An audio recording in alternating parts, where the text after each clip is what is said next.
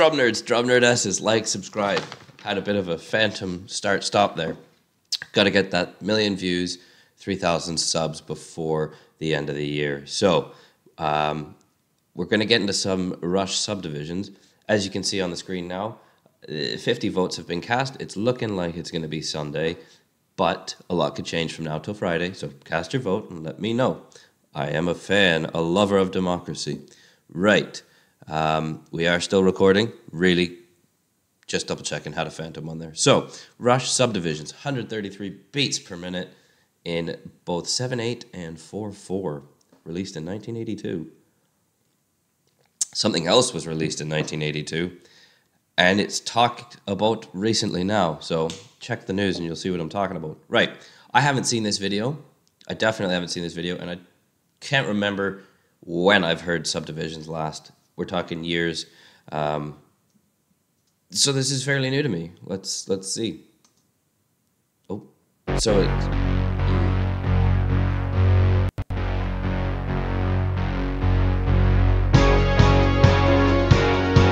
I hope that's actually coming through. It sounds like it's...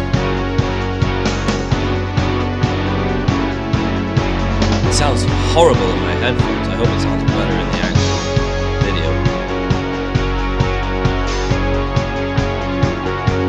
Oh, look at little young Alex Lifeson. Isn't that great?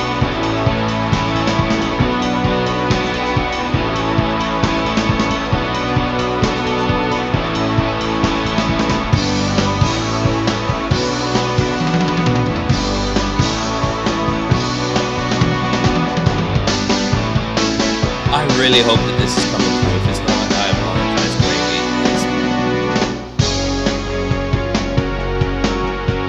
Sprawling on the fringes of the city in geometric order, an insulated border, in between the bright lights and the far unlit unknown.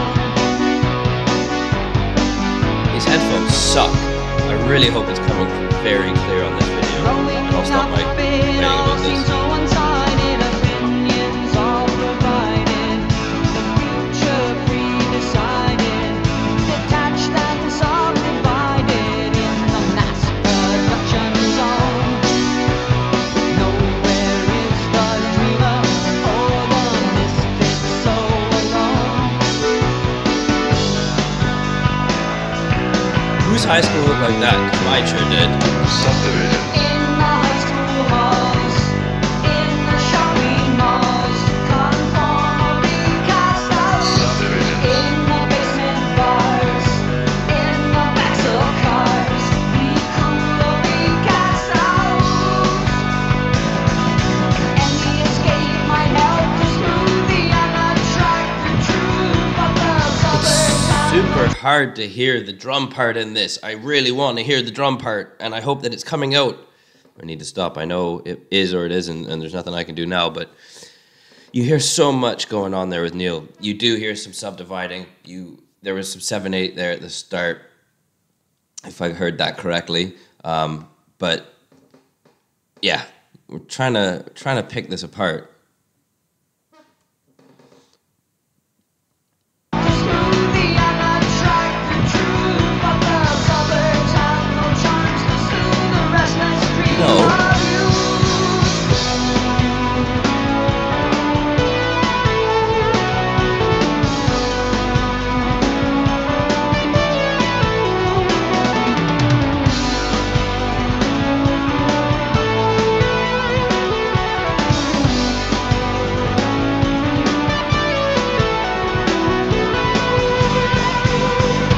Oh, that little stab with the Rickenbacker and the cymbal.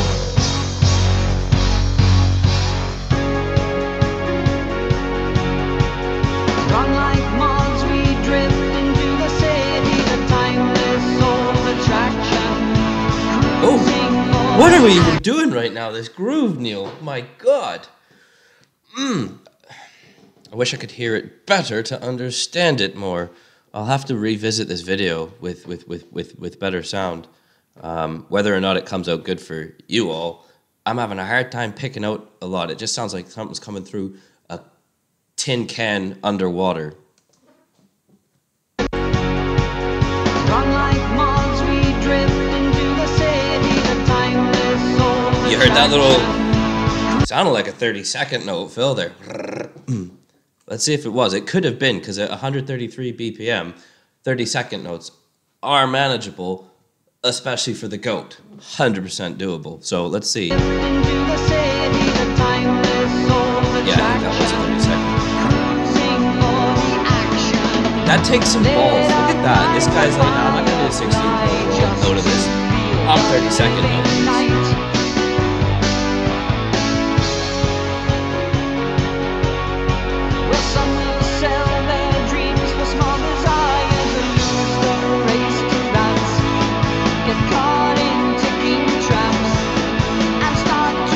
Kind of double timing that now. And you've got that, from what I can hear, that snare is going down on all the downbeats, and that bass drum is filling that space between the upbeats. So again, if you looked at 1, 2, 3, 4. If you look at eighth notes, because quarter notes, I should draw it out one day, so I'll do that maybe on the live stream. But if you've got quarter notes, you've got 1, 2, 3, 4. That's your bar. 1, 2, 3, 4. And then the eighth notes, you've obviously just doubled that. And so the snare on that would be on the down notes, the downbeat quarter notes. So 1, 2, 3, 4. And then the bass drum would have filled the spaces in the upbeat. So the but then you're obviously looking at it. I guess you'd be looking at it as 16th notes really, because there'd be 4 notes to every quarter. And then that bass drum can play the upbeats in each of those 4. Now this is getting really intense.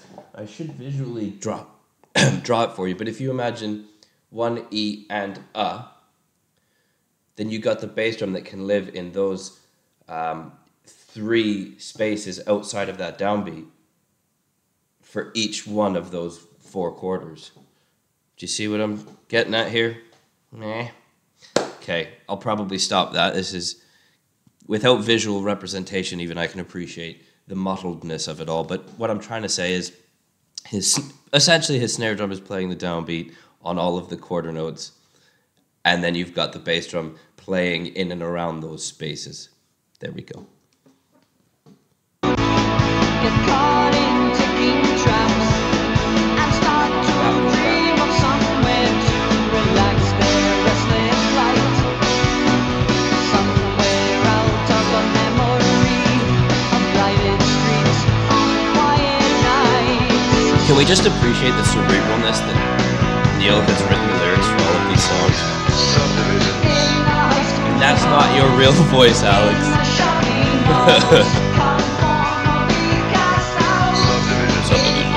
That's awesome. Honestly. Again, totally irrelevant to this, but this guy, Alex Lifeson, he's set up a bar so that young guys and young gals who are starting up can play in it. I think it's out in Toronto area. He's got his own plane. He's got his pilot's license, if I'm not mistaken. These are just like genuinely some of the coolest dudes you could wish to ever meet. God, I wish I could ever meet them. That would be unreal. If I could, not even anything crazy, just having a coffee with them or a beer and just mind-blowing. The respect these guys command and deserve. Rest in peace, Neil.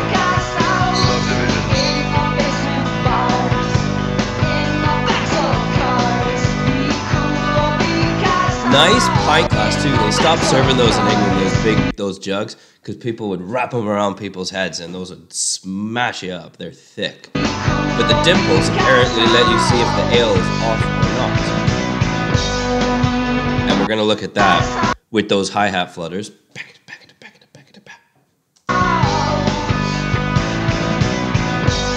that takes a lot of control to get that footwork coming up when you're doing everything else.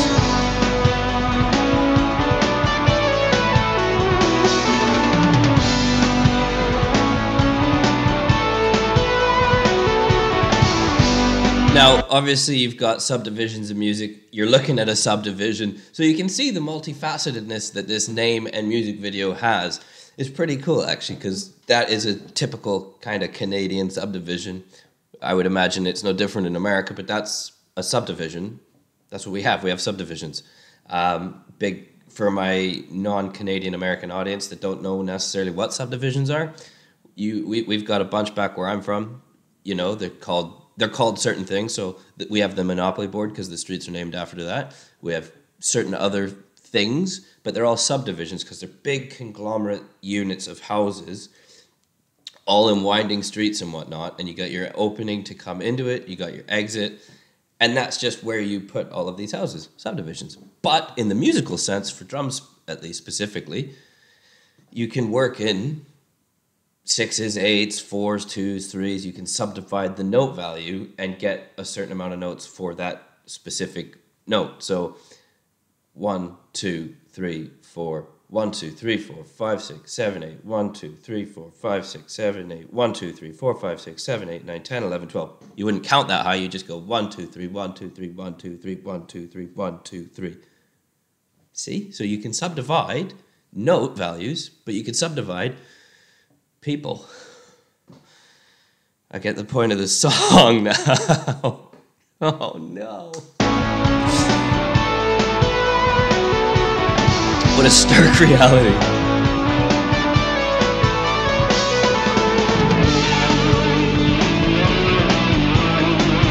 Get in there, that women, Mr. Lacey.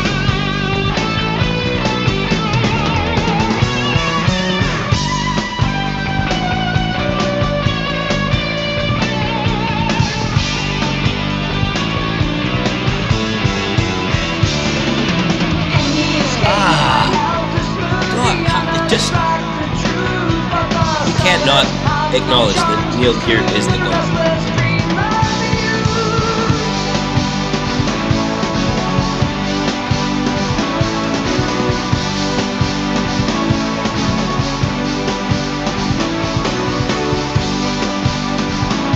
Are we playing off of that ride into that auxiliary closed hat?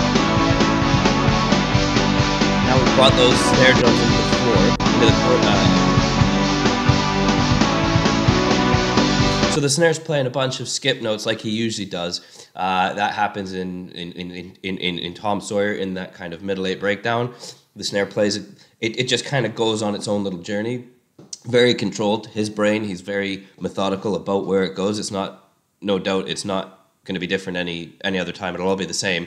But so that's playing the upbeats, the downbeats. It's kind of going back, back, back, back, back, back. So he's kind of almost doing a jazz.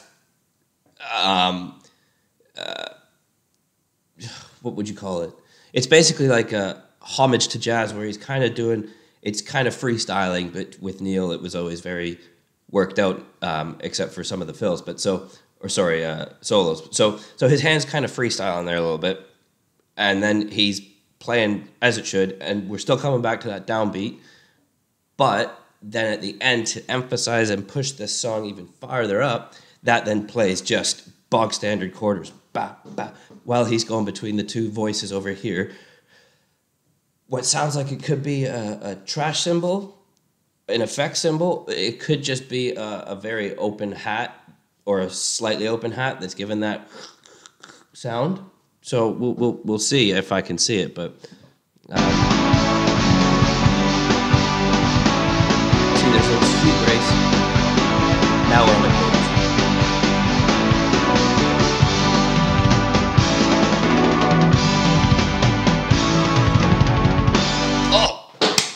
Neil was a fan of the blah, blah, blah, blah. Oh, that kind of blah. What would that... Well, it's just like a bottom triplet, really, with the foot right, left. But, yeah. Oh.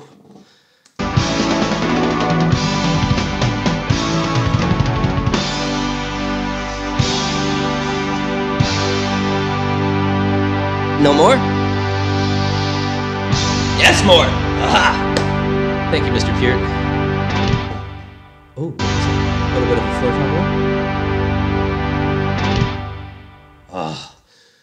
top. Honestly, that's kind of mentally exhausted me in the best of ways. I'm gonna call it there. I really hope that came through sound-wise because they deserve that. We're a 14-minute video, so I'm gonna sign off. Like, subscribe, do something nice for somebody. I love Rush. I got a bit of them. I got Exit Stage left on my vinyl player. Other way, right there, down there somewhere. Oh, it's beautiful. Stick that on a Sunday morning when you're cooking some breakfast.